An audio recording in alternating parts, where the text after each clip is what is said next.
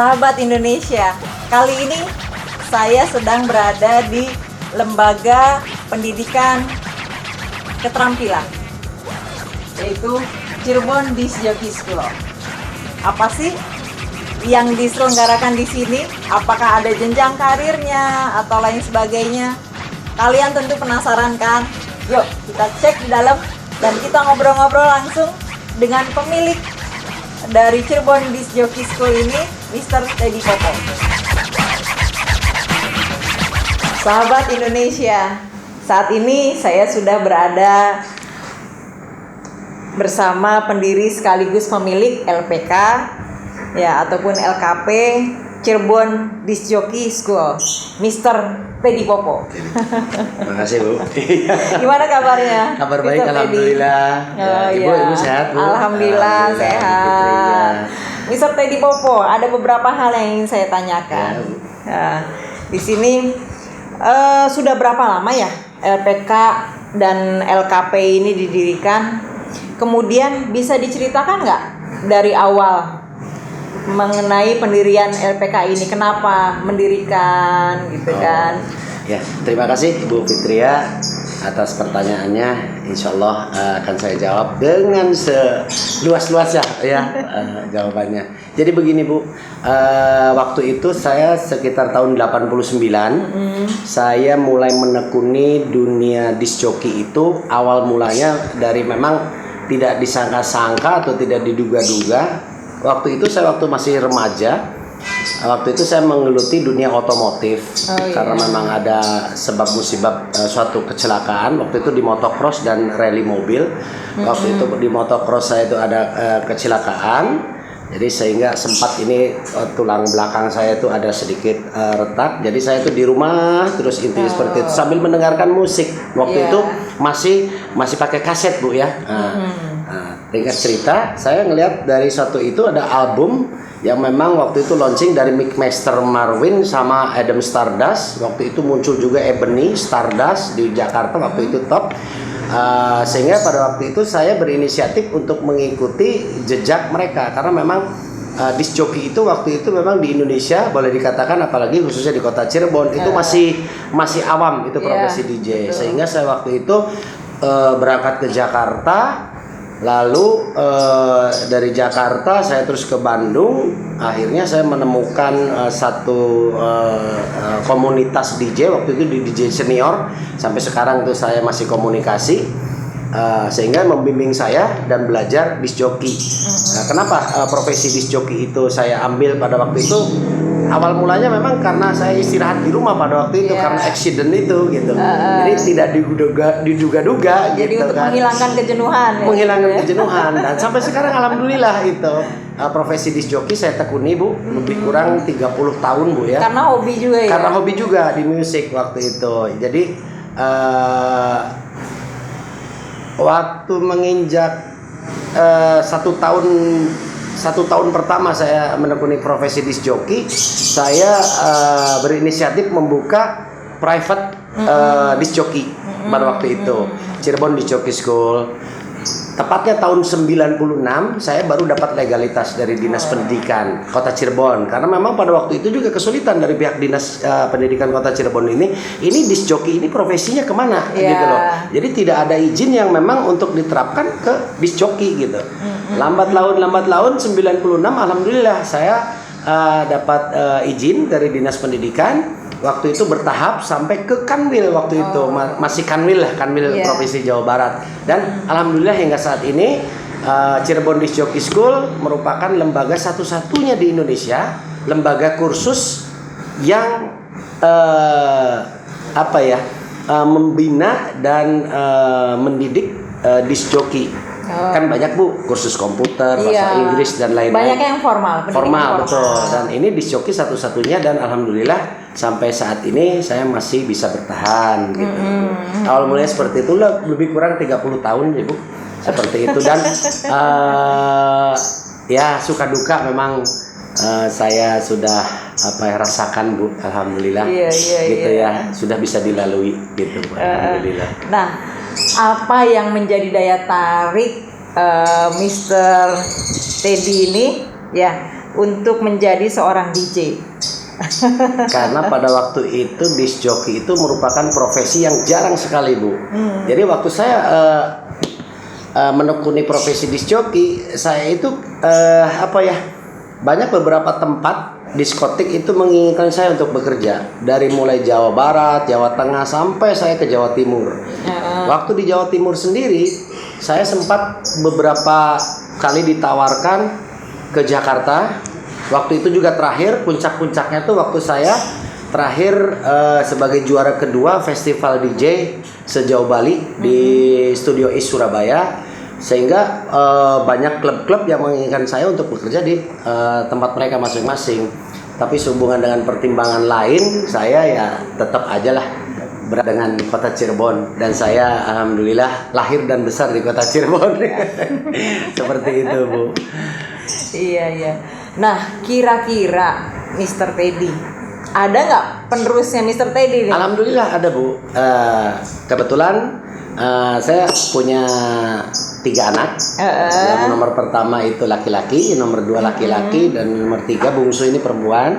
Yang nomor 1 dan nomor 2 itu sudah meneruskan profesi saya, kegiatan saya untuk meneruskan usaha di lembaga kursus disc jockey ini, Bu. Itu DJ Dena, DJ Graha. Gitu. Kebetulan kalau DJ Graha yang nomor 2 itu juga aktif sebagai remixer, bikin lagu seperti itu, Bu. Jadi memang lebih ke menggarap lagu, sehingga yang tadinya lagu-lagu yang memang kurang populer, apalagi lagu-lagu lokal, lagu-lagu daerah, itu diaransemen, dibikin beat yang itu diputar di klub-klub seperti itu. Wah, mantap. Ya, terima kasih. Nah, Mr. Teddy, bisa nggak ya kira-kira kalau saya mau lihat ruangan mixingnya? Boleh.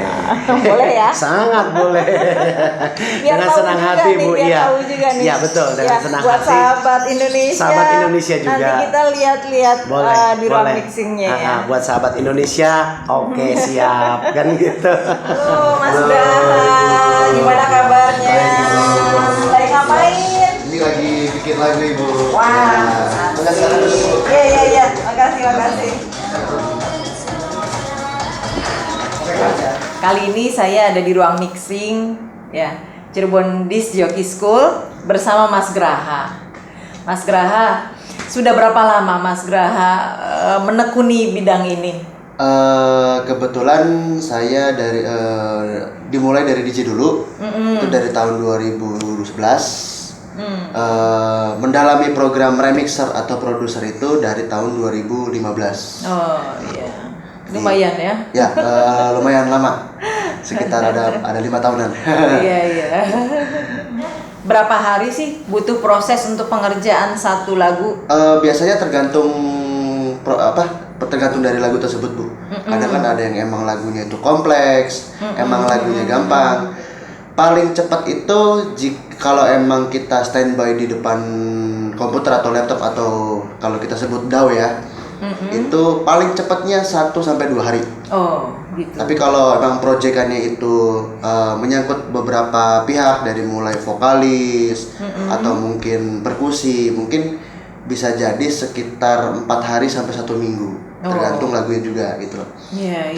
Tergantung dari kerumitannya ya, tingkat kerumitannya. Kadang kan ada yang emang kayak musik tradisional. Jadi kita kekurangan alat, kita harus ngambil dulu alat tradisionalnya untuk di recording seperti itu. Setelah itu diproses lagi. Betul, gitu ya? dimasukin untuk menjadi sebuah bagan lah. Yeah. Tapi kalau musik DJ sendiri sih di kisaran 1-2 hari lah kurang lebih. Oh, gitu. Nah, ini musik nih kalau udah jadi nih gitu kan. Yeah. Biasanya musik itu mau diapain? Barangkali untuk diikutin lomba ataupun itu nanti akan ditampilkan atau seperti apa? Oke, dalam hal ini mungkin ya bisa jadi karena dijual juga. Kalau di DJ itu ada lagu DJ yang emang dia itu dijual. Jadi karena mungkin kan profesi DJ itu kan ada yang memang mungkin dari pure dari DJ-nya, Iya, dan ada yang juga, membuat musik ya. Ya, membuat musik, dia menjual DJ-nya, menjual musiknya. Iya. Ada juga yang emang biasanya ada platform seperti recording untuk dia sayembara untuk lomba. Jadi kita bisa bikin lagu untuk lomba juga. Tapi terkadang ada yang emang kita bikin lagu itu untuk kita sendiri. Biasanya yang berdasarkan ego kita sendiri, seperti itu. Seperti itu. Nah, Mas Graha biasanya itu ada lagu-lagu tradisional nggak yang bisa di mixing? Oh, ada Bu. Kebetulan banget. Saya lagi buat lagu Kota Cirebon. Mau di set jadi antara tradisional. Saya bikin menjadi modern. Wah, mantap. Bisa dengerin sedikit? Boleh, ya kan. Ini masih berbentuk akapela Bu ya. Masih berbentuk akapela belum jadi. Oke. Kota Cirebon. Ini berarti masih dasar ya? Ya, masih dasar. Karena kan yang kita butuhin itu kan suara vokalnya tersebut gitu kan. Iya. Nah, setelah ini dia ditambahkan atau seperti apa? Nanti setelah sudah chordnya sudah masuk, nanti dari mulai sampel-sampel yang lain baru ditambahkan dengan beat yang modernisasi lah gitu kan. Jadi setelah itu kita mixing dan mastering, baru kita publikasikan. Wah, gitu. Iya. Keren. Kalau DJ terus kan bosan Bu. Sekali-kali tradisional campur dengan modern. Iya betul. Jadi biar nggak bosan juga, biar betul. generasi muda kita ini juga biar tahu, oh ya ternyata lagu-lagu tradisional juga keren ya kalau misalnya di mixing gitu kan. Ya. Mas Graha. Ya.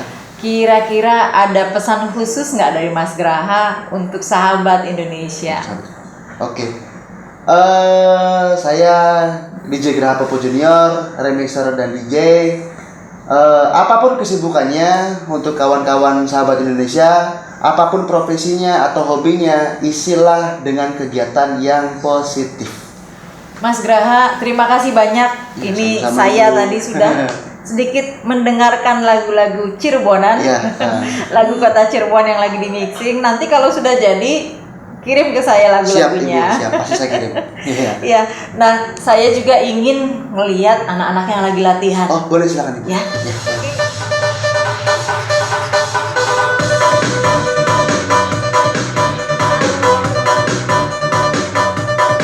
Bisa ngobrol sedikit, Mbak. Bisa agak dikecilin sedikit. Dikecilin sedikit. Ya, dengan Mbak siapa? Aulia. Oh, Mbak Aulia. Mbak Aulia ini namanya sangat cantik, secantik orangnya. Mbak Aulia sudah berapa lama belajar nge-DJ? Kurang lebih 1 tahun. 1 tahun.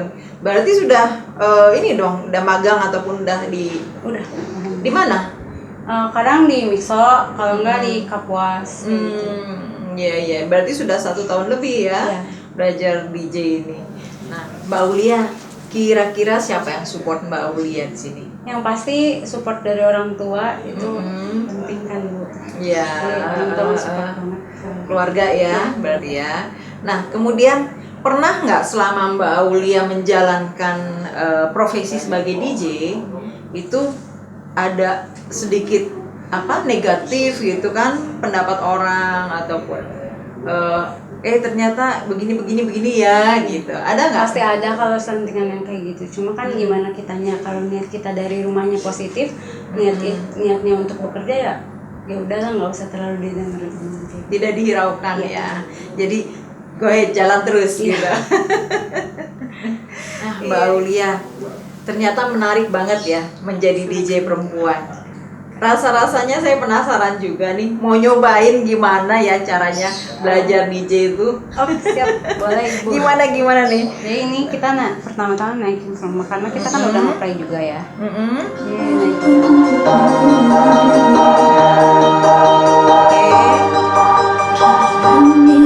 Setelah itu ini kita bisa mainan efeknya Bu. Sini itu efeknya Bu. Oh, ini untuk efek ya. Selesai. Ini juga sama efek.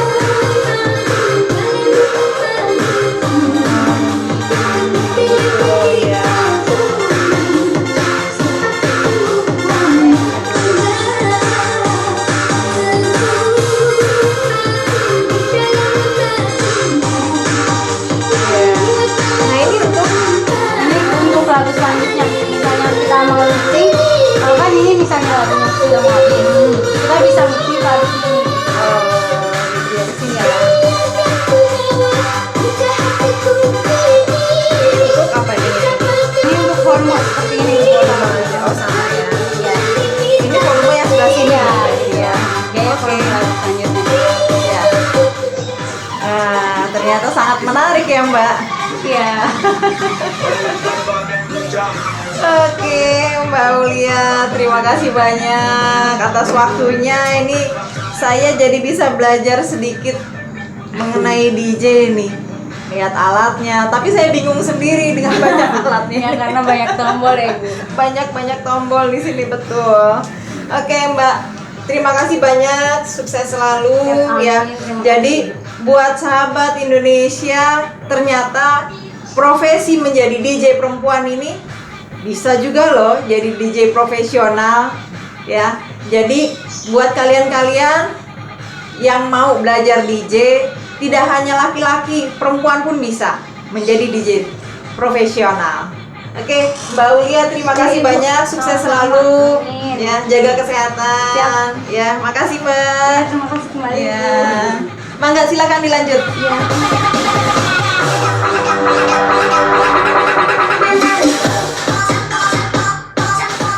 Mr. Teddy, terima Ya. kasih. Tadi saya sudah Ya. lihat-lihat Ya. teman mixing di atas. Sama-sama Ibu.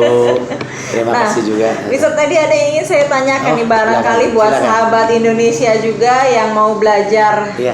nge-DJ di sini gitu kan. Itu kira-kira berapa sih? anggarannya? Kalau untuk belajar disc jockey di sini itu ada 3 paket Bu. Oh. Sistemnya di sini sistem paket.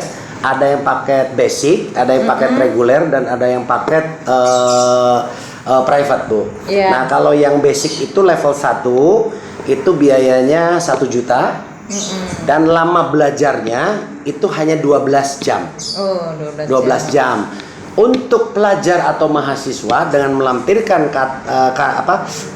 NPSN ya, nomor apa? Kartu mahasiswa Siswa NISN, nomor induk siswa nasional, lalu kartu mahasiswa itu dapat diskon 10% Bu. Oh, Begitu juga iya. untuk program yang reguler itu level 1 level 2 itu biayanya 2,5 juta ya. Untuk basic dan reguler itu Iya. sama-sama dapat setelah selesai program itu dapat STSB. STSB itu surat tanda selesai belajar dari Dinas Pendidikan. Jadi kalau formalnya sih itu STTB, surat tanda tamat belajar. Kalau non formalnya STSB, surat tanda selesai belajar. Itu dikeluarkan dari lembaga kami Cirebon Disc Jockey School. Namun dari kepala bidang PNF atau dari Dinas Pendidikannya itu ikut menandatangani di STSB tersebut. Nah, ini program yang unggulan yaitu private. Private itu level 1, level 2, hanya jamnya ini lebih banyak, 35 jam, dan itu biayanya 3,5 juta, dan ada program magang juga untuk beberapa kali tampil perform, hanya untuk ngilangin nervous aja Bu. Lalu ada bonus flash disk, ada bonus stiker, topi, t-shirt, dan lain-lain seperti itu. Jadi untuk menunjang biasanya dari 99% itu banyaknya yang ngambil yang ke private-nya Bu, seperti itu. Dan itu untuk pembelajarannya ditentukan sendiri oleh siswa yang bersangkutan. Bisa siang, bisa sore, ataupun bisa malam. Malah dengan situasi sekarang ini yang memang banyak yang di rumah atau bagaimana, banyak juga yang kursus seperti ini bukannya untuk ngisi waktu aja kekosongan. Tetap protokol COVID kesehatan sih tetap diberlakukan. Harus dilakukan lah, Iya, wajib. Bu, ya. Ini kan ada jaga jarak Bu ya, nggak jadi masalah. Iya. Nah, untuk para siswa nih yang sudah menerima ijazah tersebut gitu kan, sudah dinyatakan lulus lah dari sekolah Cirebon Disc Jockey School ini, ada nggak tempat untuk menampung mereka, kreativitas mereka, ataupun menyalurkan seperti itu? Di sini kebetulan saya sendiri selain kegiatannya itu sebagai pimpinan Cirebon Disc Jockey School, saya juga aktif di beberapa tempat yang memang sampai saat ini tempat-tempat tersebut itu klub-klub atau karaoke atau kafe itu memang bekerja sama dengan saya di sini, dan saya juga ada satu posisi di situ sebagai supervisornya atau koordinator DJ-nya.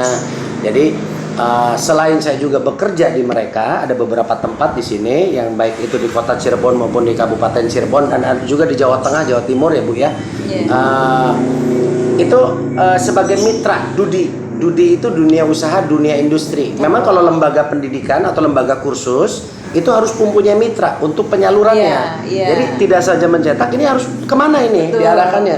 Minimalnya ada pemagangan Iya. seperti itu.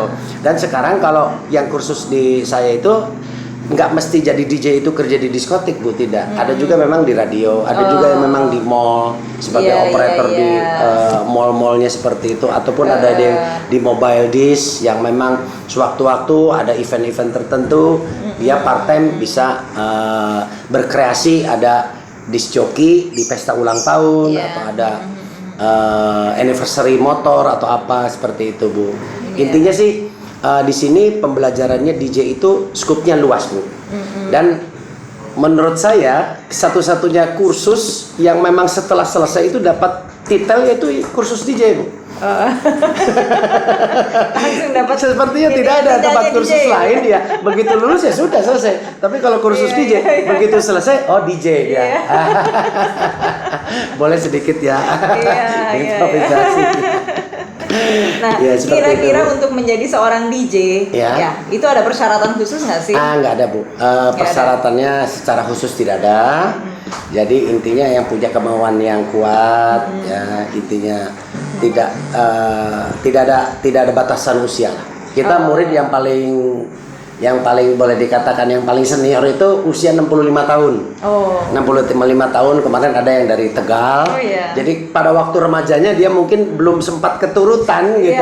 Iya. Belum sempat keturutin itu kemauannya, sehingga pada saat setelah dia berkeluarga, sudah punya anak, sudah punya cucu. Dulu keinginan waktu remajanya tuh ingin belajar DJ.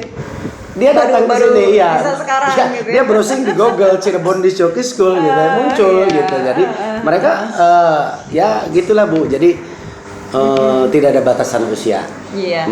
Nah, kira-kira ya, Mr. Teddy, kalau nih ada sahabat Indonesia Ya. yang mau ataupun berminat, Ya. untuk bisa ini apa? Belajar. Belajar di sini Ya. di Cirebon Disc Jockey School ini, kira-kira kemana ya? Alamatnya, kemudian nomor WA-nya, biar ya. tahu. Ya, kalau sekarang kan zamannya zaman teknologi, zamannya sudah medsos, Bu. Ya. Jadi mudah saja kalau untuk melacak alamat atau tempat di mana itu Cirebon Disc Jockey School, tinggal buka saja di Google. Di Google klik ya, tinggal Cirebon Disc Jockey School atau Cirebon DJ School. Sedikit saya tambahkan, barangkali malas buka Google-nya. Atau nomor WA, Cirebon Disc Jockey School itu beralamat di Komplek Gajati Unswagati, Jalan Teknik nomor 47. Nomor HP atau WA-nya 081 704 66622. Oh Gitu, Bu, ya. ya. Catat ya. 081 Nanti bisa tinggal langsung telepon. 704 66622 ya. Ya, barangkali ada sahabat Indonesia yang mau belajar nge-DJ di sini Iya, betul. bareng Mr. Teddy Iya. Popo, segera hubungi nomor WA-nya. Iya, siap. Halo sahabat Indonesia dimanapun Anda berada, perkenankan kami dari LKP dan LPK Cirebon Disc Jockey School mengaturkan salam hangat buat semuanya. Tetap semangat, semangat dan semangat. Cirebon Disc Jockey School. Yes, yes.